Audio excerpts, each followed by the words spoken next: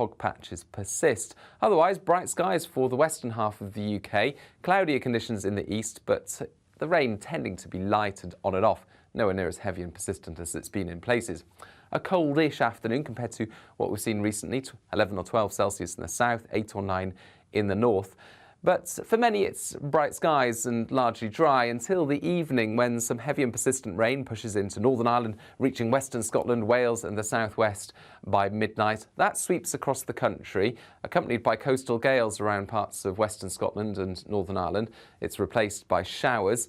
And it's a milder night because of the breeze and the rain, but cold enough for some flakes of snow over the Scottish mountains, perhaps the Pennines as well, above around 400 or 500 metres. The rain pushes into the North Sea, blustery showers follow, some heavy downpours in the west, and that's how it looks on Sunday, a day of sunny spells, but also some of these lively downpours, a gusty breeze, and Monday, Tuesday sees more unsettled weather.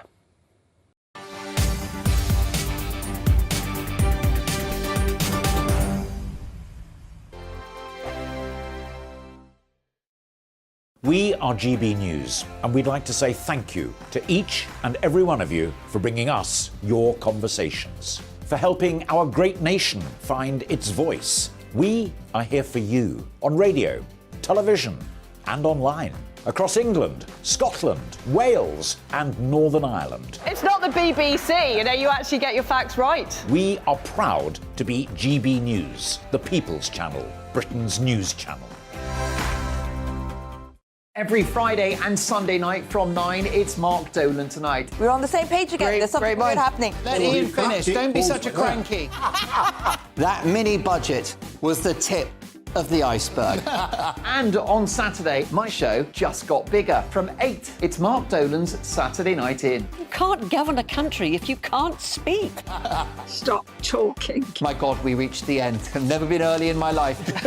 Only on GB News, the People's Channel. Monday to Thursday on GB News, it's Bev Turner Today from 10 a.m. There's never been a more interesting but also critical time in British politics, and I can't wait to bring you the biggest stories of the day with the best factual accuracy and also a few of my own opinions thrown in. We'll engage in passionate but always polite debate with your thoughts and opinions at the centre of it all. Monday to Thursday, 10 till 12 on TV, on radio and online. Hi there, it's Stephen and Anne. At breakfast from 6 a.m, you'll always be caught up with everything you need to know, the latest headlines, opinions and debates. We'll bring you the good news and the bad, but most of all, we're here for you. Remember, send in your views and let us know what you would like us to talk about. That's because we're your news channel. And every morning at 6 a.m, it's breakfast on GB News.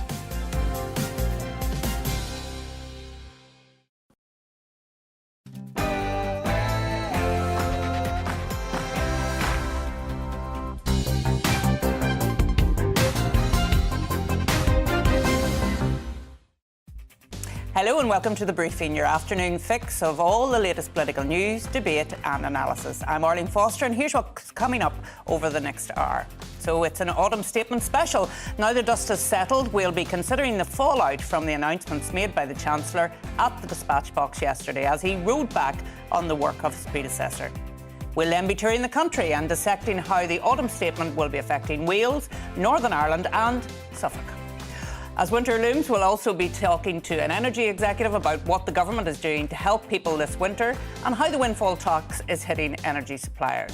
And also, I want to hear from you. Give me your political briefing. Send in your views and opinions by emailing gbviews@gbnews.uk or tweet me at gbnews. But first, here's the news with Rihanna.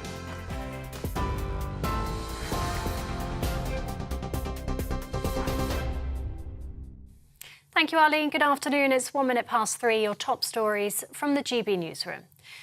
Labour leader Sir Keir Starmer has accused the government of locking the country into an economic doom loop. The comments follow the Chancellor's autumn statement yesterday. Meanwhile, the Institute for Fiscal Studies is warning the fall in living standards will be the largest since records began. Jeremy Hunt has defended his plans as the right thing to do, but Sir Keir says the fiscal measures will hurt the most vulnerable. The government yesterday, having done huge damage to the economy, has gone after working people again with stealth taxes and council tax increases and done nothing about non-dom status, the super rich who are not paying their taxes in this country. And they've got no plan for growth, so they're locking us in a doom loop. We would have put a plan for growth on the table that actually runs towards the challenges of tomorrow. A sexual predator has admitted to the murder of law graduate Zara Aleena, who was brutally kicked and stamped on and then left for dead. Jordan McSweeney's also admitted to sexually assaulting the law graduate as she walked home from a night out in East London last summer. The 35-year-old from Dagenham was found by passers-by with severe head injuries. She later died in hospital. McSweeney had only recently been released from prison and had targeted more than one woman before. The Football Supporters Association has criticised Qatar over its U-turn on alcohol. It comes after FIFA announced that beer will not be sold at the Islamic country's World Cup stadium. The FSA criticised the timing of the decision, which comes just 2 days before the tournament kicks off. Fans had previously been told they would be allowed to drink alcohol within the ticketed perimeter of each stadium. South Korea and the United States have held a joint air drill in response to North Korea's latest missile launch. The exercise included firing against targets simulating missile launches. Meanwhile, a senior US government official has said North Korea fired a missile that can hit many countries around the world. Vice President Kamala Harris condemns the launch, calling it a brazen violation of multiple UN resolutions. A Swedish prosecutor has said damage to the Nord Stream pipelines in the Baltic Sea in September was caused by an act of sabotage. Investigators have found traces of explosives at the site of the damaged gas pipelines linking Russia and Germany. Swedish and Danish authorities are investigating 4 holes in the pipes. Russia has claimed British Navy personnel were responsible, allegations that MOD denies.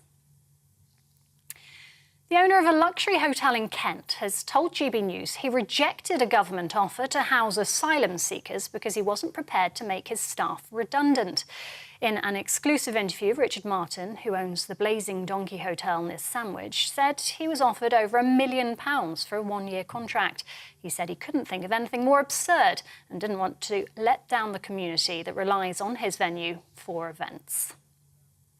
Royal Mail workers have announced a further series of strikes in the run-up to Christmas. The Communication Workers Union will walk out on 6 dates in December, including Christmas Eve. That's in addition to the 4 days coming up over the next 2 weeks. Royal Mail has called the action damaging. To help with the worsening cost of living crisis, the UK's biggest retailer is offering its staff advances on their pay. Under the Tesco scheme, around 280,000 workers can receive up to a quarter of their pay early. The supermarket chain says it'll help staff avoid having to take on expensive debt with high interest payments.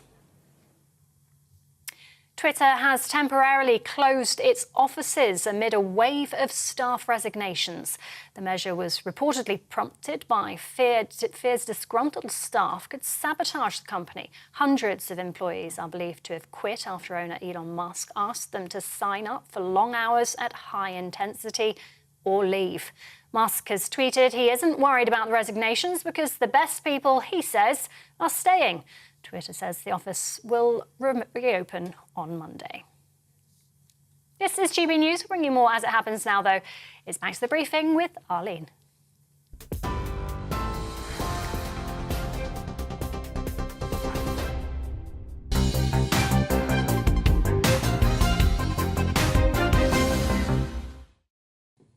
Welcome back to the show. And yesterday, the Chancellor rolled out his budget and rolled back the mini-budget of his predecessor. Jeremy Hunt critiqued the efforts of Kwasi Kwarteng and Liz Truss by saying, quote, unfunded tax cuts are as risky as unfunded spending. The Chancellor singled out the threat of inflation, which has primarily been caused by the global factors of COVID-19 and the war in Ukraine.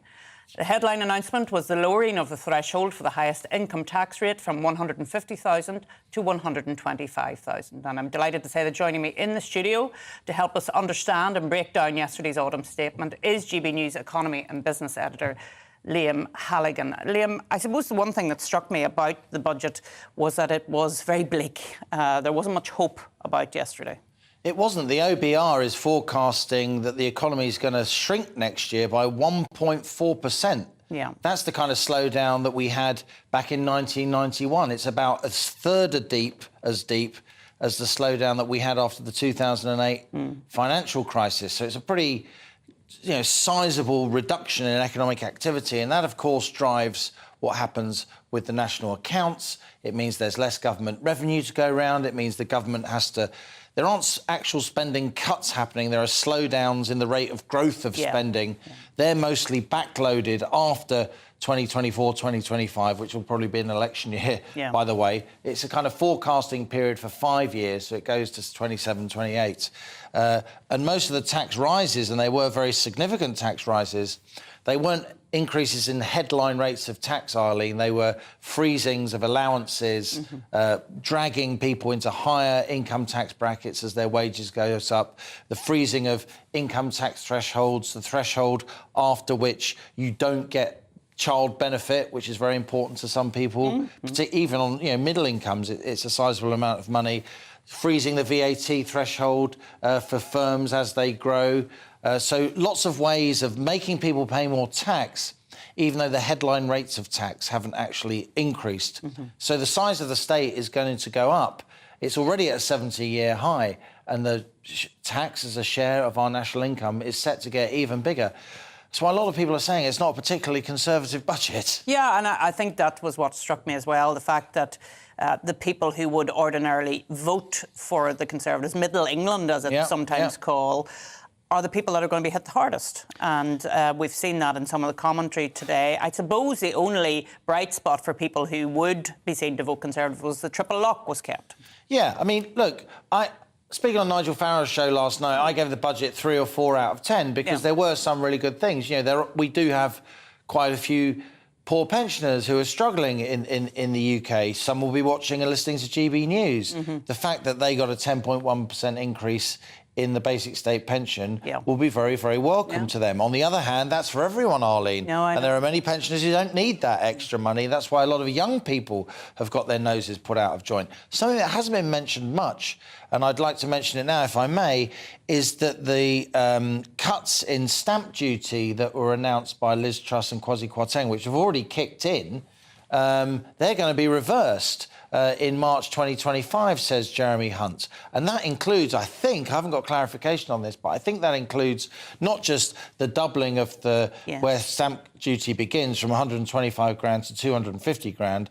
So at the moment you can buy a house for up to £250,000 and not pay any stamp duty. I think that may go back. That was the logic of what the Chancellor was saying yesterday, to £125,000. But also, Truss and Kwarteng introduced no tax duty, stamp duty threshold for first-time buyers of £450. I mean, my information is that's going to be scrapped in March 2025 as well. So a lot of young people, kids here in the GB News, who are genuine, obviously they got a great job in the media. They're not from privileged backgrounds whatsoever, unlike a lot of television stations, if we're honest. A lot of them are complaining to me, there's nothing in this for us. We don't have anything against pensioners, but a lot of pensioners don't need that 10% increase in the basic state pension forever. And our chances of getting on the housing ladder have just taken a serious knock. So it's almost as if he's setting the young people against the older people, which I always think's a mistake. But let me finally say to you... Well, older people tend to vote, Arlene. Well, and they know that. And they know that. Let me speak about one thing that you did spot yesterday and which wasn't vocalised in the comments, which was quite surprising, and that's that 23% rise in fuel.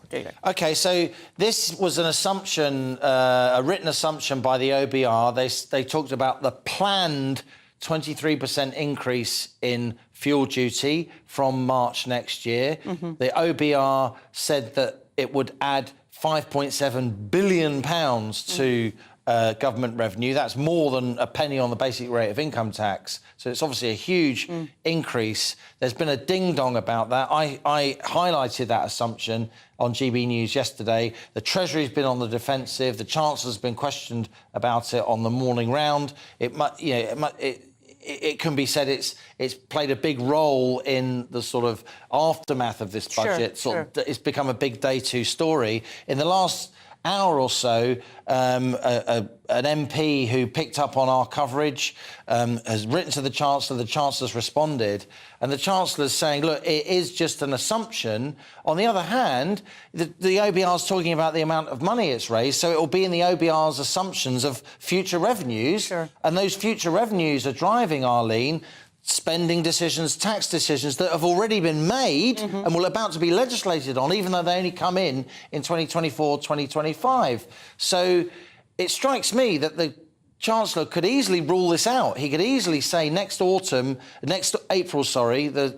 the spring budget is, we won't be raising fuel duty to the extent that the OBR is assuming. I've literally just seen a fresh letter from the Chancellor to that MP, Jonathan Gullis, who's taken my story and presented it to the Chancellor, and the Chancellor's still not ruling out that rise in fuel duty next spring, which he could do so if he was certain he wasn't going to introduce it. So the Chancellor's actually said, oh, the OBR shouldn't be making that assumption. That's what they do. Yeah, well, of course. So I think they're getting themselves in a bit of a pickle here, shooting the messenger, if you like. You know, I reported, before they set their attack dogs on me, I reported on national television a government document, an official OBR document. Because you read the document. Because I actually read the document. Correct. And now they're telling me that, that assumption shouldn't be there. Well, it is there. Yeah. Live with it. Well, Liam, tell us if you're going to raise fuel duty or not. On behalf of the People's Channel, thank you for reading the document because, as you say, it was a big story today, and that's because you spotted it and you raised it. So thank you for that. And we're now going to talk to somebody in Wales to see what they think of it. So thank you, Liam, for joining me this afternoon. Well, here at GB News, we like to go to all corners of the country, and today we're starting our tour across the marches into Wales. Yesterday, the Chancellor announced an additional £1.2 billion will be provided to the Welsh Government as a result of the Barnett formula. And joining me now to discuss what this additional funding and the autumn statement in general means for Wales is Andrew R.T. Davis, the leader of the Welsh Conservative group in the Seanad. Thank you so much, Andrew, for joining me. Well, first of all, of course, what's your response to the autumn statement in general, and in particular that £1.2 billion that's going to the Welsh Government? Well, good afternoon, Arlene, and thanks for having me. It was a tough budget for tough times. So we all reflect on, obviously, what's gone on in the last couple of weeks, and we realise, obviously, the markets have cast judgment on previous budgets. It was vital that the confidence of the markets was maintained, and we didn't see a similar situation develop after this one. The extra money that will be coming into Wales will be welcome. I very much hope that the Welsh Labour government do spend it on the priority areas of health and education, but you will know from devolved politics that's up to them how they decide to allocate that money that's coming over in the next 2 years. We know from previous decisions that the Welsh Labour government have taken that they haven't protected the health budget when other parts of the United Kingdom have done that.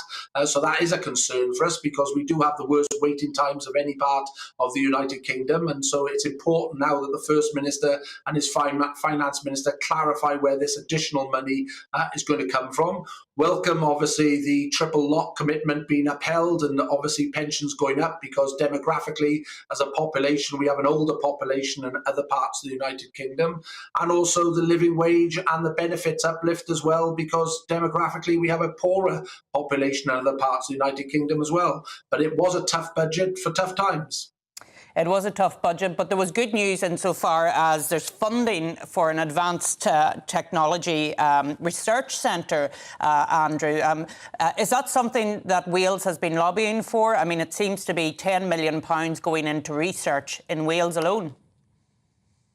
Well, I've been at one of our great universities this morning, the University of South Wales, and seen the great work that they're doing. And if we are to upskill our workforce and actually develop a more high-wage economy, then into R&D we need to be allocating any tax credits and tax benefits and research funds we possibly can to stimulate that part of the economy. Because historically, regrettably, Wales hasn't been very successful in attracting those research and development funds that set up the pilot projects that lead to a more dynamic economy that can pay better wages. It is a fact that since the start of devolution, where Scottish and Welsh workers started on parity in take-home pay, the gap between a Scottish worker and a Welsh worker is now £3,120 in favour of a Scottish worker. You imagine that going into every purse, wallet, pocket of the country and the difference that would make. So I welcome this initiative. I welcome that allocation of £10 million. There's a lot of hard work to be done still, but we've got a great university base to carry on building. We've got a great industrial base to work with. We just need better leadership here in Wales because we've had Labour running the country for the last 23 years. And Andrew, I just want to finish with this, and you will know there's a lot of criticism about today that this doesn't look or feel like a Conservative autumn statement in terms of the rises in tax, more government intervention. You can't be completely comfortable with that, given that Conservatives want to look at growth. They want to look at how they can innovate and how they can, indeed, you've already mentioned it, have a better economy based on research and development. Surely you must be a little worried about the fact that this is very heavy on tax rises. Well, I'm a low-tax Conservative. I've been self-employed all my working life until I went into politics, and I believe the best people to spend their money are the people themselves who go out every day, work hard, and want to provide for their families. But we live in extraordinary times coming off the back of a COVID pandemic, and also, obviously, the fallout from the situation that developed over the summer months that needed to retain the confidence of the money markets, because obviously we couldn't go through that situation again. That confidence does seem to be maintained. I look forward now in the intervening period between now and the general election to us being able to deliver more Conservative policies that will invigorate the tax system to allow people to keep more of their money and ultimately decide how they want to spend that money, because, as I said, the best people to spend their money are the people themselves who go out and work hard every day of the week to do that. Well, Andrew, thank you so much for joining us from Wales today, because I think it is important to get out around the country and to hear what's happening in the different parts of the United Kingdom. Thank you so much for joining me today. Well, coming up, I will be talking to Dr. George Dibb from the Institute for Public Policy Research about what the autumn statement means for people across the country. And we'll also continue our tour of the country, of course, by heading over to Northern Ireland. But before that, let's take a look at the weather. Hello, I'm Aidan McGivern from the Met Office. The rain in eastern Scotland is finally easing, but it's staying damp here for the rest of the day. Clear spells elsewhere, and as a result, a chilly night to come. We've got low pressure still close to the northeast of Scotland, and that's still bringing some wet weather, but the rain is easing as an area of high pressure starts to move in from the west. That's bringing clear spells already for Northern Ireland, much of Wales and the south of England. Further showers coming in for a time overnight, but even these become confined to the coast and ease later. The rain less heavy, less persistent across Scotland, although still some damp weather about, and some outbreaks of light rain returning to the east of England overnight as well, staying frost-free in the north and the east. But for southwest Scotland, Northern Ireland, parts of Wales and the southwest, a touch of frost first thing. Northern Ireland, the coldest spot, -2, -3 Celsius in places, and some dense fog patches first thing. They'll be slow to clear, and it'll be cold where those fog patches persist. Otherwise, bright skies for the western half of the UK, cloudier conditions in the east, but the rain tending to be light and on and off, nowhere near as heavy and persistent as it's been in places. A coldish afternoon compared to what we've seen recently, 11 or 12 Celsius in the south, 8 or 9 in the north. But for many, it's bright skies and largely dry until the evening, when some heavy and persistent rain pushes into Northern Ireland, reaching western Scotland, Wales and the southwest by midnight. That sweeps across the country, accompanied by coastal gales around parts of western Scotland and Northern Ireland. It's replaced by showers. And it's a milder night because of the breeze and the rain, but cold enough for some flakes of snow over the Scottish mountains, perhaps the Pennines as well, above around 400 or 500 metres. The rain pushes into the North Sea, blustery showers follow, some heavy downpours in the west, and that's how it looks on Sunday, a day of sunny spells, but also some of these lively downpours, a gusty breeze, and Monday, Tuesday sees more unsettled weather. I'm Mark White. As GB News Home and Security Editor, I cover those key issues that are so important to you. Our authorities, our communities doing all they can to combat violent crime. With the public services under unbearable strain, why are we still failing to control our borders? Defence, the first priority of any government, has been continually hollowed out. Can we trust our politicians to protect the armed forces? Join me, Mark White, on GB News.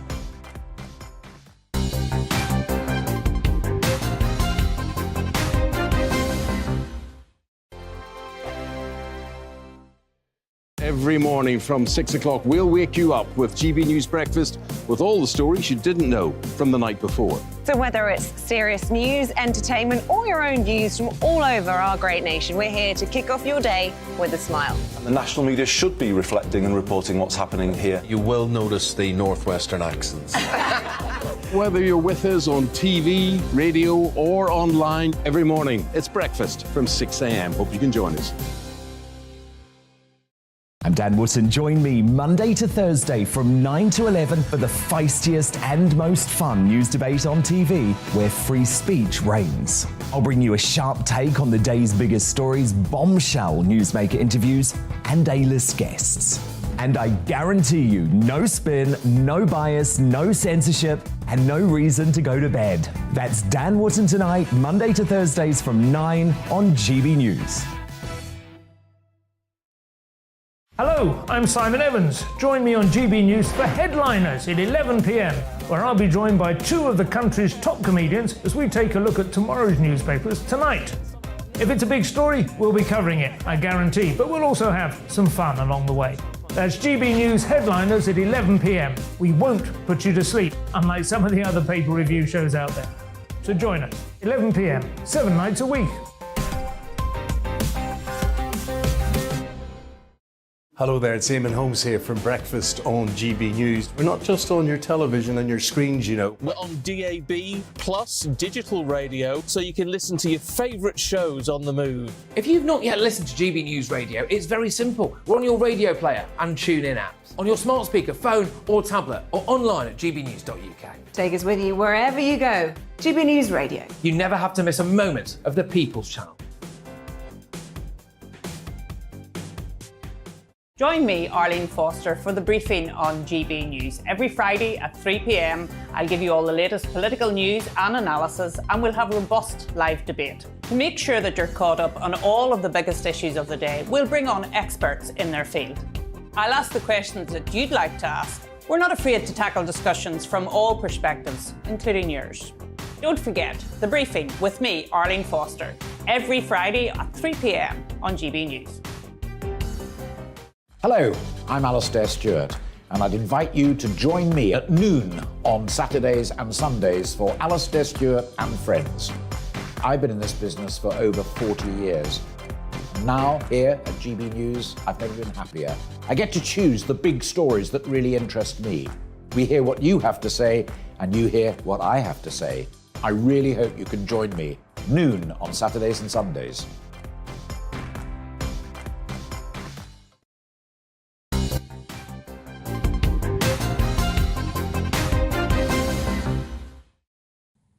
Returning now to the broader autumn statement, we're going to take a look at the wider piece. The UK looks set for recession, with the poorest in society facing an inflationary squeeze. The government is introducing a range of measures, including a £900 cost of living payment to households on means-tested benefit and £300 for pensioners. There's also additional funding for schools, a review of workforce participation and an increase in the minimum wage to £10.42 per hour. Well, I'm joined now by Dr. George Dibb. He's head of the Centre for Economic Justice at the Institute for Public Policy Research, which is a progressive think tank. Dr. Dibb, thank you very much for joining me. I'm asking all my guests this today. What's your initial reaction to the announcement yesterday and all that it contained?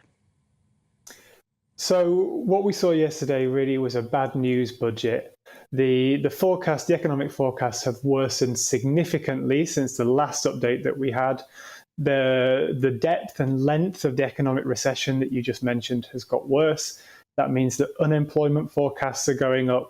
Our growth forecasts are very poor. And things like business investment and all those things that underlie our economic activity are also really struggling.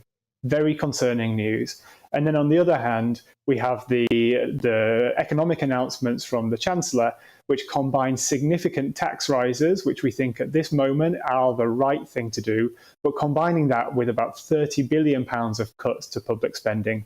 There's a real risk that these cuts to public spending and to public services are actually going to harm our future growth, which really is the cause of the mess that we're in the first place. So that will be really quite concerning for people. And I think the main thing that people will be worried about, or they will feel the most, is that the energy price guarantee, that cap on on gas and electricity prices, is going to be increased next year. So from the end of March, that's going to go up. So everybody will see their energy bills going up. And that's from where they already are, which is twice where they were last year.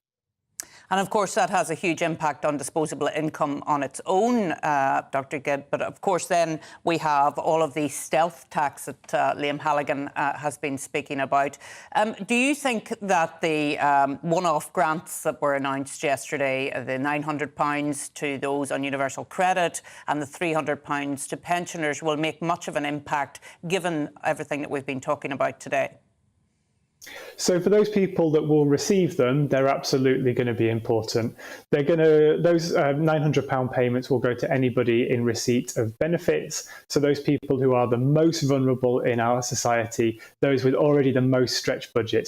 And let's be realistic, those people are the ones who are likely to already be on the breadline before bills started going up, so really struggling. So it's really important, and that is the right decision to get the money to those people. But on the other hand, we know that with the scale of energy bill increases, it's not just the poorest and most vulnerable in our society who are going to be struggling. People on low and, to be honest, middle incomes too will also be struggling to pay their electricity and gas bills through the winter and into next year. And as you say, that takes disposable income out of the economy. If you're spending money on your gas bill, you're not spending it in the supermarket, in a restaurant, or in the pub. That means there's less money circulating in the British economy, and that's the source of that recession that we're going into. The real risk, though, is that that recession will further imperil businesses, potentially causing higher unemployment and actually reducing living standards even further. We need to avoid this doom loop.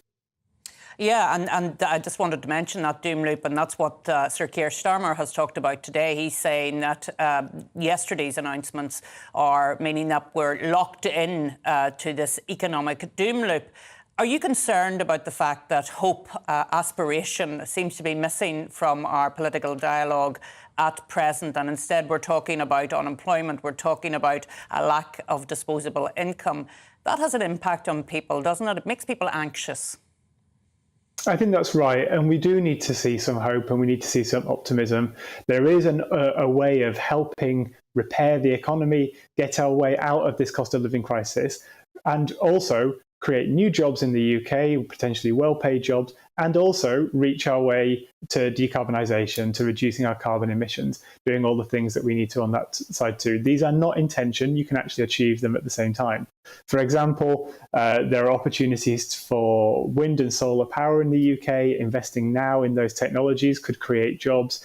Equally, we have some of the draftiest homes in Europe, in the UK, and we need to get our energy efficiency up. So retrofitting homes would create jobs across the country. There are growth possibilities, but Jeremy Hunt has put those onto the back burner.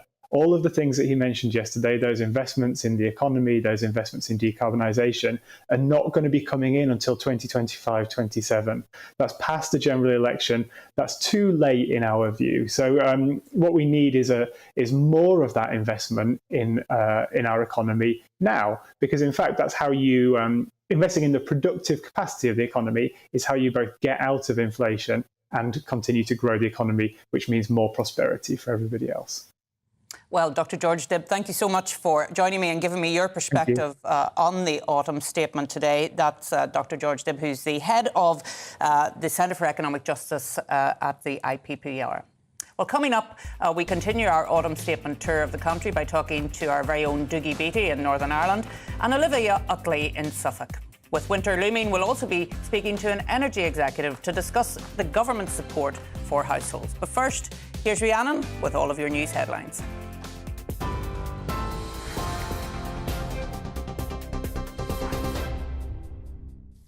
Arlene, thank you. It's 3:31, your top stories from the GB newsroom.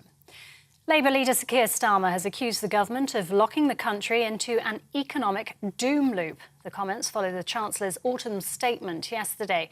Meanwhile, the Institute for Fiscal Studies is warning the fall in living standards will be the largest since records began. Jeremy Hunt has defended his plans as the right thing to do. A sexual predator has admitted to the murder of law graduate Zara Aleena, who was brutally kicked and stamped on, then left for dead. Jordan McSweeney's also admitted to sexually assaulting the law graduate as she walked home from a night out in East London last summer. The 35-year-old from Dagenham was found by passers-by with severe head injuries. She later died in hospital. Civil servants in the Home Office, Border Force, Department for Transport and DEFRA are to take industrial action in a dispute over pay. The PCS union has been calling for a 10% pay rise for its members, but it was rejected by the government. No dates have yet been announced. It's thought the action will impact ports, borders and all areas of transport. Royal Mail workers, meanwhile, have announced a further series of strikes in the run-up to Christmas. The Communication Workers Union will walk out on 6 dates in December, including Christmas Eve. That's in addition to the 4 days coming up over the next 2 weeks. Royal Mail has called the action damaging. A Swedish prosecutor has said damage to the Nord Stream pipelines in the Baltic Sea in September was caused by an act of sabotage. Investigators have found traces of explosives at the site of the damaged gas pipelines linking Russia and Germany. Swedish and Danish authorities are investigating 4 holes in the pipelines. Russia has claimed British Navy personnel were responsible, allegations the MOD denies. And the Football Supporters Association has criticised Qatar over its late U-turn on alcohol. FIFA announced that beer will not be sold at the Islamic country's World Cup stadia just 2 days before the tournament kicks off. Fans had previously been told they would be allowed to drink alcohol within the ticketed perimeter of each match venue. TV online and DAB Plus radio, this is GB News. It's back to Arlene and the briefing in just a moment. Don't go anywhere.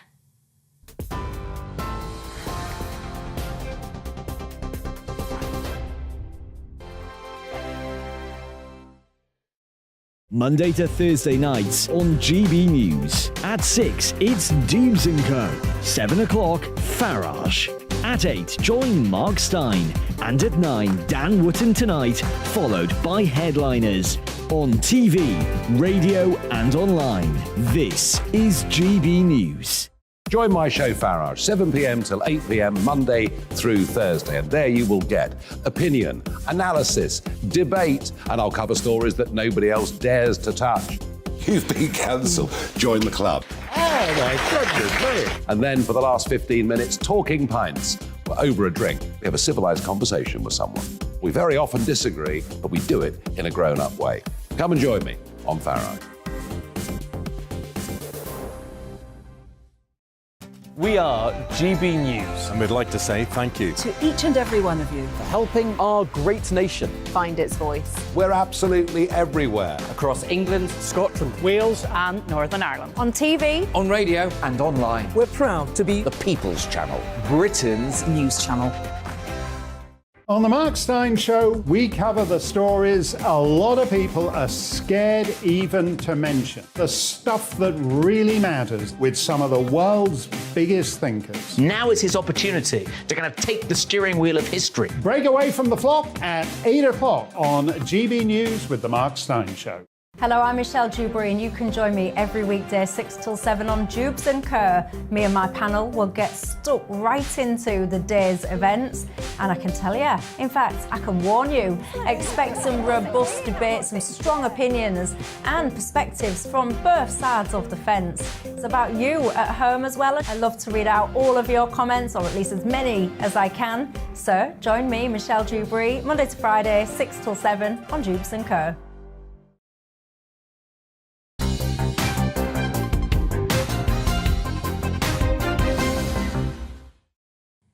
Welcome back to the programme, and we'll continue our tour around the country to assess the impact of yesterday's autumn statement. The Chancellor announced an additional £650 million for the Northern Ireland Executive. We're now heading across the Irish Sea to GB News' Northern Ireland reporter, Dougie Beattie. Dougie, how has the autumn statement gone down in Northern Ireland? Well, it's gone. People are still deciphering the statement at this moment in time. But yes, that extra £660 million, well, it's not really, is it? Because we were told that there was loads of money to spend in Northern Ireland. Everybody should get back to work. All the politicians should get back. There was millions there. And then when Stormont collapses, well, there's no money. There's actually a £650 million black hole. So those Barnett consequentials, extras that came our direction, will be basically plugging that hole. But I'm in Dundonald International Ice Bowl, and you might ask why I'm here of all places. Well, we had no regional government in 1985, and local councils in Northern Ireland had to act like a government. But there's one big thing in all this is rates, and its business in Northern Ireland is very, very scared of rates going extremely high. Because we have no government at the moment, government sets regional rate, council set domestic rates. Well, back then it was Castlereagh Council, it's now Lisburn and Castlereagh, decided to build the International Ice Bowl behind us. They acted like a private company. They put the investment in, and people came from all over the island of Ireland, and still do, to skate here at Dundonald International Ice Bowl. That, of course, created revenue inside council, which then kept the rates down for the local people, and it also created employment in the private sector. Now, government may now have to start to work exactly the same way, because we're pretty much back in the 80s with how the cost of living is going up and money is coming down. So I spoke with Roger Pullen, the Federation of Small Businesses head, earlier on to hear his thoughts on the private and public sector. Well, small businesses in Northern Ireland employ more people than all large businesses and the entire public sector combined. So if you really think about that, then small businesses are the sector that you need to support. That's where the growth will come from. That's where the money will come from to pay for your public sector. So you need to make sure that all the policies are in place to support small businesses so that they can do what they do best: employ people, create wealth and fund public services. Well, there you go, Arlene. I mean, the small business sector really giving that warning to the public sector, saying, help us to create the wealth, to pay our taxes, so as the public sector can have money and bring it all back together. So Northern Ireland is pretty much having to go back to the way it was in the 1980s, and the public sector and private sector very much working together. Well, Dougie, the small business sector has always been the backbone of the Northern Ireland economy right throughout the Troubles, and we know that very well, those of us who live there. But I want to bring you to something else rather concerning that's a bit of a blowback to the 1980s as well. There was a bomb attack last night on a police patrol in Strabane in County Tyrone. It comes on the back of a statement from the Sinn Féin Deputy Leader Michelle O'Neill in the summer that there was no alternative to violence and terrorism during the Troubles, and as someone whose father was a police officer and shot by the IRA, it is very worrying that we see another attack on police today in Strabane. Bring us the latest on that story. Well, it was in Carmela Heights last night in Strabane at about 11 o'clock. A device was fired at police officers in a vehicle. There's about 600 homes in that area, about 1,000 residents, many saying they heard a loud bang. The two officers pretty much have escaped injury, but the area has been closed off all day. It has created mayhem with the public as well, people not being able to get to school and work. Now, that area of Northern Ireland runs right down the west coast of Northern Ireland. Donegal Bridge is just across, and it has always been that sort of area where dissident Republicans have very much acted and brought weaponry in and out. And last night, we're not too sure, it is an improvised device. We wouldn't say it was a pipe bomb device, that would be like an improvised grenade. It seems to be more along the lines of a horizontal mortar, and that is very sinister indeed, and it brings a lot of security issues into Northern Ireland, and it makes us wonder, are we heading back down that road once more? And it really now stresses that deeds in around the protocol, political statements that are coming out really need to be settled. They need to settle down and come back from what they're doing here, or Northern Ireland could be spiralling towards something that you and I remember very, very well. Well, Dougie, thanks for that update, and in the lovely Dundonald Ice Bowl behind you, a place of great hope, and let's hope we can get the things sorted out in Northern Ireland around the protocol and bring some stability. But I'm going to go back to the autumn statement now, and it brought us the news that the government would continue to support households with their energy bills for a further 12 months, with £55 billion of spending. On average, each household will receive £500 in support. However, from April, energy bills for a typical household would rise to a higher level of £3,000 rather than £2,500. In addition to the support for households, the Chancellor also increased the windfall tax on energy profits from 25% to 35%. I'm delighted to say that joining me to discuss what this means for people and the energy industry is Derek Lickorish, Chairman of energy supplier Utility Energy. Derek, what did you make of the autumn statement yesterday? Did you think it was an intervention that will make a difference to ordinary households, or was there more that should have been done? It will make it will make a difference to some households, but we do need to do more, and I will explain why. We talk about the current energy price guarantee cap, which is £2,500. That £2,500 is what we anticipate an average customer will pay if they use average consumption. But in reality, at the moment, we also have additional assistance going to customers. So they actually get another £400 from the Energy Bill Support Scheme. And whilst I welcome that some assistance will continue, when we get to April 23, the energy price guarantee cap will be another will go to £3,000 per year. But it means we're actually seeing an increase between £2,100 to £3,000. So the actual increase between what we have now and the new energy price guarantee cap in April 23 is £900. Now, I do acknowledge that the government has made various other sums available. We're going to see a payment of £900 to people in receipt of means-tested benefits. We're going to see pensioners get £300, and for those who have disabilities, they will see £150. But there'll be an awful lot of people who are not covered by those payments. So we definitely want to see something that is much more targeted to those people who won't receive those benefits. Otherwise, I can see a great deal of numbers of customers who will have significant problems. So that's my main point. The second point, and one of your previous speakers alluded to it, and that is to do with energy efficiency. Yeah. I welcome the fact that he wants to reduce consumption by 15%, but that's by 2030. It's not enough. And the funding for that doesn't occur until 2025 anyway. So those are my two main points about what happened from the autumn statement that I think need further attention. Yeah, so I take it from that, Derek, that on your first point, you're talking about people who are called the working poor, for want of a better phrase, people who are going out to work, who are not on benefits, but who are very much struggling with the bills that are coming in, so much so that they're in a deficit when it comes to their wages at the end of the month. Absolutely. And of course, we're talking about it. If you take the increase between the £2,100 because of the EBS payment, which doesn't continue, and the £3,000, it is another £17 a week over the whole year.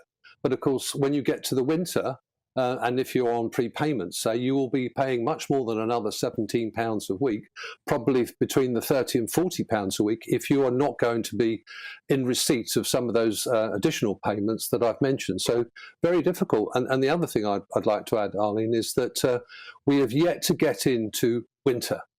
By now, it would be really cold, but the weather is incredibly mild. It means that gas consumption is between 30 and 40% down. So we may be starting to see some cold weather.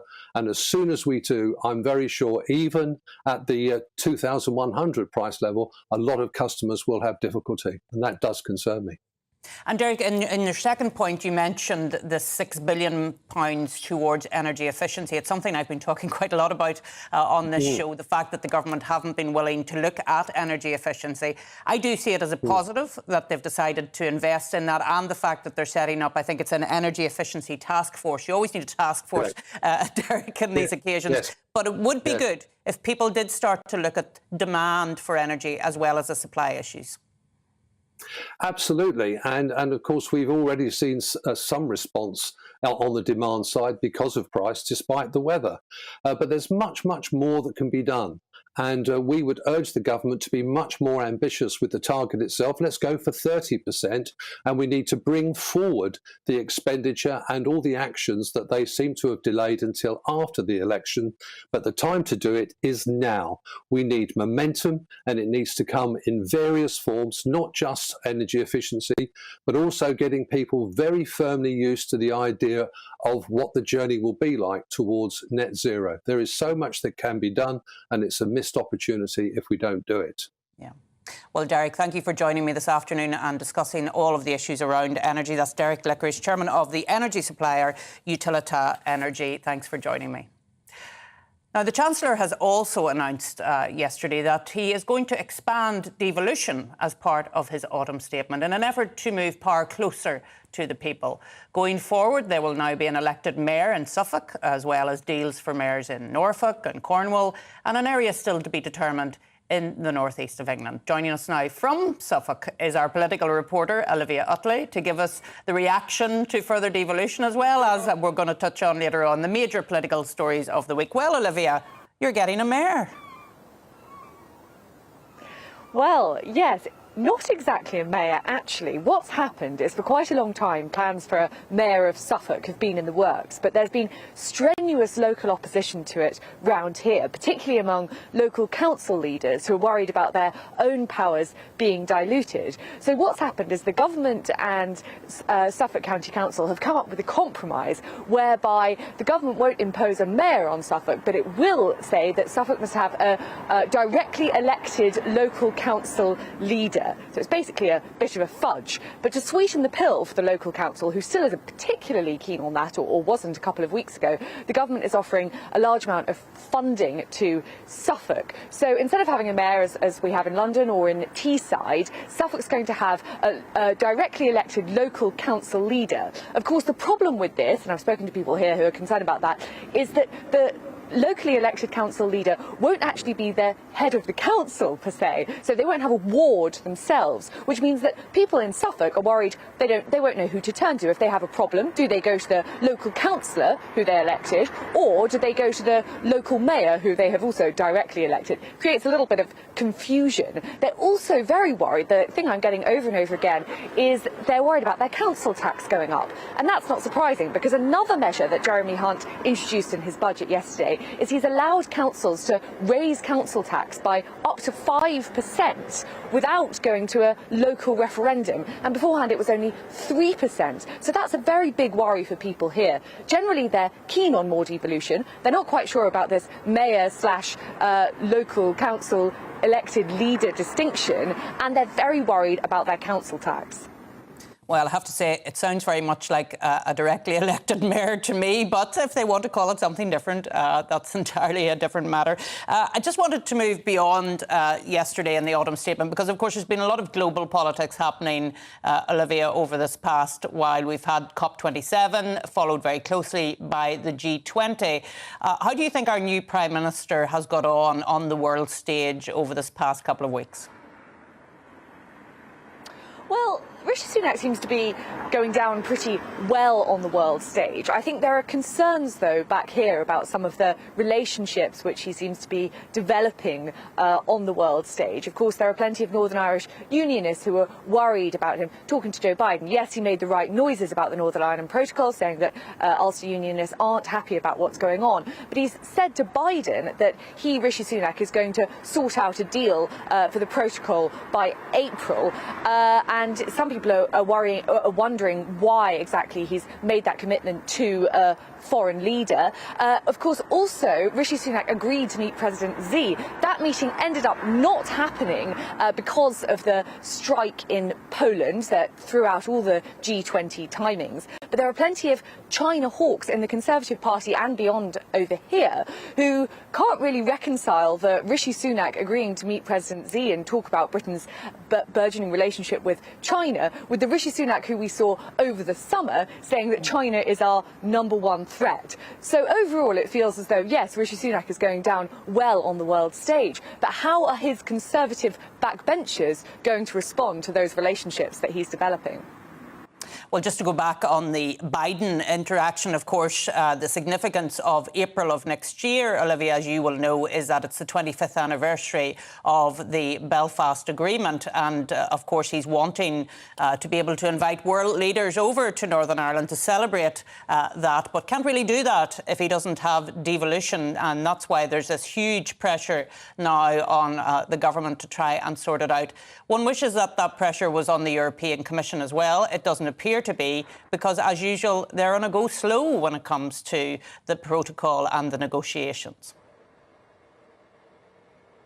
Yes, absolutely. It feels as though Rishi Sunak is very desperate to sort it out, and he's making all of the right noises. He's talking to everyone on all sides of the argument. But as you say, the European Commission doesn't seem in any rush to sort the problem out. And it's hard to imagine how we go from now in November having no functioning government in Northern Ireland, having no possible solution to the Northern Ireland Protocol in sight, and very angry Ulster Unionists about the effect of the protocol on businesses in the province, to a situation where next April Rishi Sunak's inviting world leaders to Northern Ireland to celebrate the anniversary of the Good Friday Agreement. There feels like there's quite a lot of road to run and no real clear path for the Prime Minister. Well, that's Olivia down in Suffolk, and we're very delighted that she could join us from that area where there's going to be more devolution going after the autumn statement yesterday. Thanks, Olivia. Now, the owner of a luxury hotel in Kent has told GB News that he rejected a £1.1 million government offer to house asylum seekers for a year. Richard Martin, who owns the Blazing Donkey boutique hotel near Sandwich, said he wasn't prepared to make most of his 50-plus staff redundant and let down his community. Our Home Affairs editor, Mark White, has more.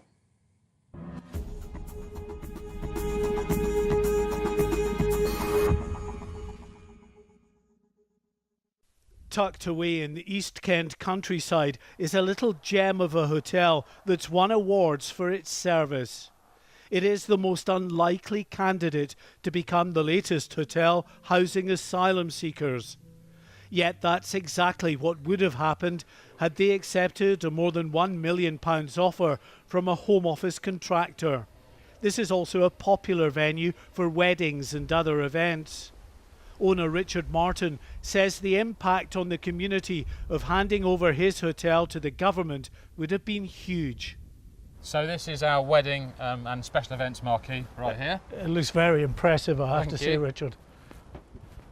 Well, when you come in here, you can just see actually how unsuitable this would be for an asylum seekers venue. Entirely. This is used exclusively for our special events, mainly weddings, and we've hosted 2,500 in here since we created this space, and so for the asylum seekers that were intended to stay here, absolutely no purpose. And it's a valuable asset for the people in this local area, as well as obviously an employer. Of course, this space is known locally very well, and if you mention our name, the Blazing Donkey, locally, they'll just think weddings, and this is where it all takes place. The Blazing Donkey has also been voted one of the top glamping sites in the UK. As absurd as it sounds, these luxury tents and huts would also have had to house asylum seekers if the hotel had accepted the Home Office contract. And it would have meant housekeeper Annie and more than 50 other staff here in peak season would have been out of a job. But I don't think you would get the camaraderie that you would get here. We all sort of club in and it's really lovely. Like many people, the hotel's director, Trevor Squire, lost his previous job during COVID. Going through all that again would, he says, have been unbearable. For me, and also for another couple of staff, we live here. This is our home. This isn't just our job. This is my home, and I see it as my home. And, you know, I'm not a young man, so it would have been terrifying. With more than 42,000 people having crossed the channel in small boats so far this year, the pressure on authorities trying to find them suitable accommodation is intense. But this luxury country hotel is surely not what the immigration minister meant when he said channel migrants should be housed in basic accommodation. Mark White, GB News in East Kent. Thanks to Mark there for that report. Well, you've been watching The Briefing with me, Arlene Foster. Couldn't get the words out there. The show's back every Friday from 2 p.m. next week, actually. I'm changing to 2 p.m, so I hope to see you then. Up next, it's Nana Quia. Hello, I'm Aidan McGivern from the Met Office. The rain in eastern Scotland is finally easing, but it's staying damp here for the rest of the day. Clear spells elsewhere, and as a result, a chilly night to come. We've got low pressure still close to the northeast of Scotland, and that's still bringing some wet weather, but the rain is easing as an area of high pressure starts to move in from the west. That's bringing clear spells already for Northern Ireland, much of Wales and the south of England. Further showers coming in for a time overnight, but even these become confined to the coast and ease later. The rain less heavy, less persistent across Scotland, although still some damp weather about, and some outbreaks of light rain returning to the east of England overnight.